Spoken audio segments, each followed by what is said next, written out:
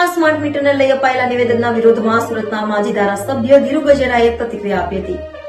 Kirtidan Gadhvi smart મીટરને લઈને નિવેદન આપ્યું હતું. કીર્તિદાન ગઢવીએ કહ્યું હતું કે સ્માર્ટ મીટર સારું છે. જો કે કીર્તિદાન ગઢવીના આ નિવેદનને લઈ સુરતના માજી ધારાસભ્ય ધીરુ ગજેરાએ નિવેદન આપ્યું છે અને ધીરુ ગજેરાએ કહ્યું હતું કે આ લોક કલાકારે ગુજરાતની ભોળી પ્રજા માટે અવાજ બન્યા નથી. પ્રજાએ તમને એક લોક સાહિત્યકાર બનાવ્યા છે.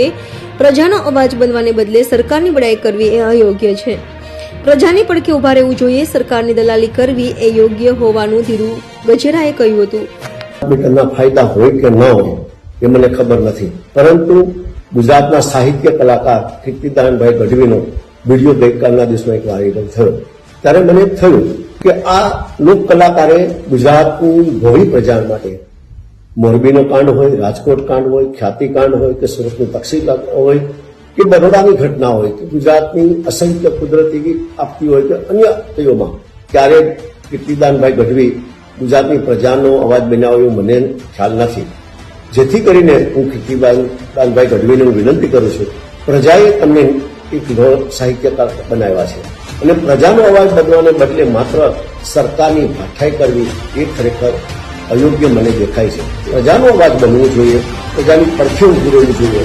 માત્ર ને માત્ર વૈમાલ્ય થઈ અને સરકારની દલાલી કરવી મને અયોગ્ય દેખાય છે. નમસ્કાર મિત્રો, જય માતા જય મંગલ. હું છું આપનો દોસ્ત કીર્તિદાન ગઢવી. PGVCL ની મેં મુલાકાત લીધી અને મને જાણવા મળ્યું કે ગુજરાતમાં PGVCL દ્વારા સ્માર્ટ મીટરનું લોન્ચિંગ થઈ ગયું છે. આના વિશે અબુદ્ધ માણસો એવી અફવા ફેલાવે છે કે તમને આમ નુકસાન થશે, આમ નુકસાન થશે. પણ એક જાગૃત નાગરિક તરીકે તમને કહું છું કે સ્માર્ટ મીટર આપણા બધા માટે આપણા હિતમાં છે.